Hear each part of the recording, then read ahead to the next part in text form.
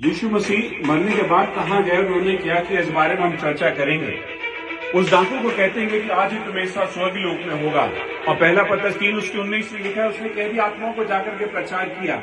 तो दोनों में कॉन्ट्रडिक्शन नहीं है क्या? तो इस बात का मैं आंसर देना चाहता हूं मेरे प्रियो, दोनों एक ही बात है, लेकिन समझने का हमको अंतर है।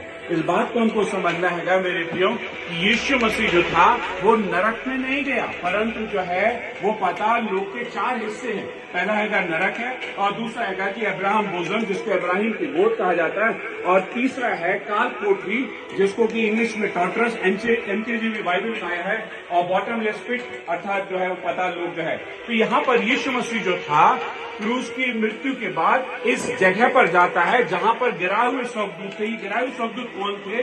क्योंकि उत्पत्ति 6 उसके 2 से 4 पद देखें, यहूदा की पत्री को देखें और उसके 6वें पद को देखें, वहां पर इस प्रकार से लिखा हुआ है, और प्रभु ने उन स्वर्गदूतों को जिन्होंने आज्ञा न मानी और उन्होंने पद से नीचे गिर करके अपने काम को किया, उनको न्याय के दिन तक बंधनों में रख करके रखना जानता है।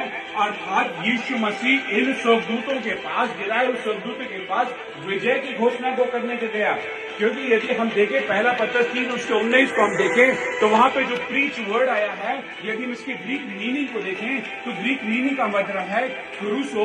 क्रूसो का मतलब होता है प्रोक्लेमेशन या प्रोक्लेम या हेरल्ड। अर्थात हेरल्ड का ये मतलब होता है कि एक ऐसी सूचना जो अच्छी भी हो सकती है और बुरी भी हो सकती है। एक प्रोक्लेमेशन, एक घोषणा जीत की भी हो सकती है और हार की भी हो सकती है। यीशु मसीह यहाँ पर जो है विजय की घोषणा को करने को गया, यहाँ पे प्रचार करने के लिए नहीं गया, परंतु वो गिराए हुए स्वर्गदूतों को इस बात को बताने गया कि मैंने तुम्हारे बॉस को और तुम लोगों को क्रूस की मृत्यु के द्वारा हरा दिया है। प्रेरितों के काम 1 उसके 18 के अनुसार जो है अधोलोक और मृत्यु की कुंजियां जो है अब मेरे हाथ में है। तो यीशु मसीह अब्राहम भोजन में इब्रानी 2 के 14-15 के अनुसार वो शैतान को अधिकार था कि उनको बांध करके रख सकता था धर्मियों की आत्माओं को। तो अब्राहम की गोद से इन धर्मियों की आत्माओं को लेकर के यीशु मसीह निकल करके परमेश्वर पिता के पास में जाता है। तो मेरे प्रियो, आज ही तुम्हें साथ स्वर्गलोक में होगा, मतलब इब्राहिम की गोद में यीशु मसीह ने उन कैदी आत्माओं को निकाला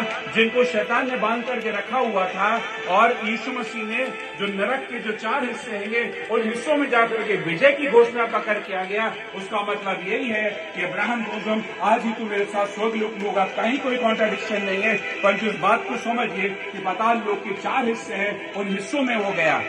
धन्यवाद आपका।